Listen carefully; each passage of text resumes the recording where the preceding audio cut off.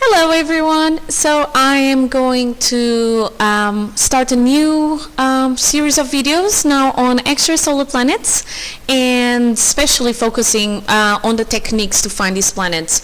At the moment it's going to be just an overview. Later on, if possible, I will be going into really more detail because this is my area, this is where I did my master, so I will hopefully then be able to get more detail in case, oh my god, can you believe this? In case that you forgot what I was going to say. In case you want to get more detail about them, or if you happen to start falling in love in this topic. So let's get started. So extrasolar planets, I'm actually going to start with this, which is, as you may remember, in 2017 there were new planets, 7 new planets, all found in another solar system, okay, or around another star. So they are extrasolar planets. The word extrasolar planet or exoplanet comes from a planet that is around another star that is not ours, so not the sun. And NASA actually asked people, what should we name them? We have a whole solar system there, or at least 7 planets. It's quite a multiple planet system, so give us the names. And people went on Twitter and they were giving the 7 names for the 7 new planets. And these are some. Okay, so we have the Far From Trump, 1, 2, 3, 4, 5, 6, and 7. We have the Stark, the Lannister, the Baratheon, all of these, so Game of Thrones ones. We have the Snow White, right? The Harry Potter, Stone Chamber, Prisoner, all that stuff. The social media planets. That one, I don't even know what to call it. The Fast and Furious range of series of movies. Actually, now we would have to find more planets. The New Earth, New Earth, New Earth, so on, and then all the other planets. So this is, just a little bit for you to know what one went around, but this was actually quite fun. But now actually kicking in on the video. So these were the planets, okay? And most of the planets that we are finding so far, they tend to be different from the Earth. Now, this system that then has the actual name of TRAPPIST-1 system, has planets that are a little bit smaller, so closer to the type of size and composition that the Earth has. But if you compare just, these are some of the planets in our solar system, and these are the planets that are in the TRAPPIST system. And look, so let's pick, this one, for example, the orbital period 1.51 days. That's how long it takes to go around the star once, okay? The one that is further away, about 20 days. If you think about it, Mercury, the closest one to our star, has 87.97 days as an orbital period, okay? So here are the distance to the stars. 1 astronomical unit is the mean distance between the Earth and the Sun, sorry. So if the Earth is 1, Mercury is 0.3. Look at these guys, 0.011, 0.015, up to 0.06, okay? So these are the type of planets that were found, okay? And this was a massive discovery because, as you're going to see in my next videos, our techniques can be biased towards finding one or another type of planets, or planets that happen to be very close to the star, or planets that are very massive. And we're going to talk all about it, but this is just for your information, okay?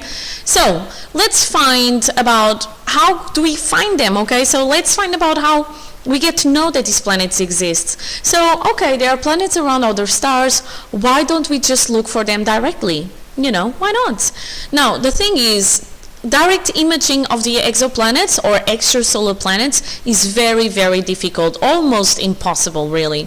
Because the planets are much smaller than the star, they are dim, they don't reflect a lot of light if they are very far away, or they may reflect a lot of light, but if they are very far away we don't see it. The planets are easily lost in the shine of the giant stars they orbit, so it's quite difficult, okay? However, even with existing telescopes, the technology, and there are special circumstances where I can actually find a planet directly. So these are some techniques that I'm going to go through with you, and today I'm going to focus on this one, direct imaging, where up to when I did this PowerPoint, 44 planets have been found. I'm pretty sure this is now not up to date anymore, okay? So today I'm going to talk about direct imaging. There are other techniques, as you can see here, Doppler or radial velocity transit, astrometry, and gravitational microlensing. Today I'm focusing on this one, okay? So direct imaging. The first image of a planet around a star, we got it, was in 2004. So this had several times the mass of Jupiter, and it was very, very close of the white brown dwarf that it was around. So it was not a very shining star, if I can say that, also not very big, and the mass of the planet was huge, very close to the star, and quite more massive than Jupiter, much more massive than Jupiter. So this planet is at about 200 light years away from Earth, okay? And then one of the things that you need to do is, okay, you believe there is a planet there, but you actually kind of need to confirm. So further observations confirm that it was indeed a planet, okay? So this is what is considered to be the first image of a directly imaged exoplanet, okay? Now, other people say it could be just that, you know,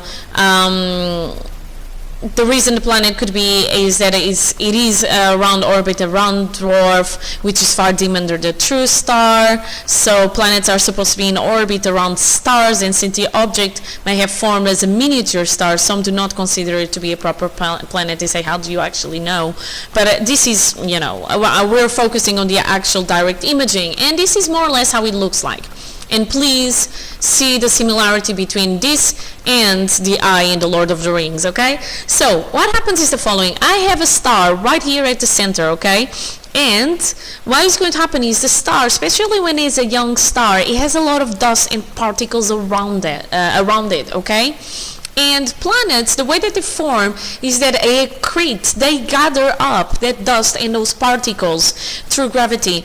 And then because of conservation of angular momentum, they become spherical and all that stuff. So what happens is, if I have a planet, then I'm going to have, and if I'm trying to look about this planet directly, I can look at the disk, and then if I have, which you may not see well in the image, but if I have this part in here where the disk is a little bit more clear, it looks like there is an object in there that is clearing up space, is clearing up dust and particles. So you're like, there could be a planet in there. So what they do is they keep looking at that planet or that place, that orbital body, and then this is the zoom in images. In 2 years you can see that this body is actually moving around the star, okay? So this discovery was possible because this star has thick disks of gas and dust, okay? And then the sharp inner edge of the disk suggests that the planet had been clearing out the derbies, and then maybe we could have a place where the orbit would be, okay? And then we need to follow up on the clues. We need to look using other techniques maybe, or trying to look at this data and trying to find out if it could really be a planet. So we can use other techniques to confirm or to get more information. Or we can keep using the same one if we cannot have any other way to find out that there is a planet with another technique, but keep an eye on them, okay? It takes a long time until we actually say, yes, is a planet. But this one is, okay? So direct imaging, okay? Now, most times you find a planet through infrared, okay? That one, the one that I showed you before, was found using visible light, but actually normally you use infrared. And this is because when you have a young star and you have planets around this star, they still have some heat from their formation, okay? And as you know already, infrared is the best wavelength really for me to pick up the heat, okay? The amount of thermal energy something has, all right? So the visible range is the reflected light from the planets would be as well swallowed up, really. I was trying to say another word, but by the brilliance of the star. And if you have the heat of the planets, this is going to stand out more in the infrared range. And this is another example. So this is four planets orbiting this star, okay? And this is from November 2008. I have the star in here, but I also have this thing in there, this thing in there, this thing in there, and that thing in there, okay? And they happen to be planets. So direct imaging does work. However, you need to have certain conditions, okay? So let's just wrap up this with advantages and disadvantages. So, for example, it provides valuable information about the planet. I mean, what is the best way to get to know about something if not looking at it directly, right? And then, oh my God! And then, in the case of the star, that star that I showed you in the second slide, not the second slide, the second type of planet, the one with the Lord of the Ring eye. The planet's interaction with the disk and the fact that it's invisible in the infrared led scientists to make a theory that maybe it's surrounded by a massive disk ring system. So again, you can look, if you look at other wavelengths, and if you're lucky enough to be able to see the planet in other wavelengths, you can gather out or make theories about more information about that planet, okay? Does it have a ring system? So the other thing is, if you combine the infrared radiation with models of planetary formation, so using like really advanced maths, you can get a rough estimate of the planet's mass, and it's amazing because there is kind of a focus for people to trying to find smaller planets. Most of the planets we have been finding before were very, very massive. I mean, about twice to 5 times, 10 times the mass of Jupiter. And people are kind of looking for other planets like ours. So that's amazing, okay? Also, it works best for planets that orbit at a great distance from the stars, okay? And I also need the planetary system to be positioned face on when observed by the Earth, okay? And this can make it complementary to another method called the radio velocity method, okay? So, when I go to the other techniques, you're going to see that most planets were being found very close to the star. That's what our techniques were biased towards. So this direct imaging is amazing about that, okay? What else? I think I told you which is most effective for planetary systems, okay? Planets, okay. So disadvantages, let's see. So with the current observation technology is very rare and sometimes is impossible, okay? It is most likely to succeed if the conditions are just right. So when a bright planet orbits at a great distance from a nearby star. And then because we have these limitations, it's not so good for looking for large-scale numbers of planets, okay? So you cannot have a large-scale survey searching for new exoplanets or extrasolar planets, okay? And finally, for the future that we have right now, at least, for the moment, it looks like it's going to be the exception. If we can get a planet to be found that way, that's amazing, but it's not really going to be the rule. However, keep an eye on, because these things do get improvements over time. So at the moment, for example, gravitational lensing is really kicking on.